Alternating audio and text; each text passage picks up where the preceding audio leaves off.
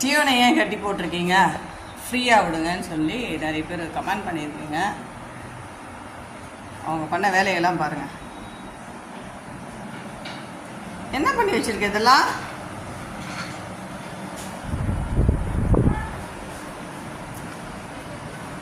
உட்கார சோஃபா, ஏற்கனவே அந்த சோஃபாவை கடித்து எல்லாம் பண்ணதுனால தான் எல்லா சோஃபாவும் உள்ளே போயிடுச்சு.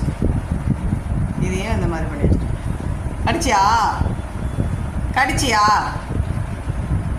ஆ கடிச்சியா? தப்பு தானே, தப்பு தானே. செய்யலாமா செய்யலாமா, கிடைக்கலாமா? செய்யக்கூடாது, சரியா?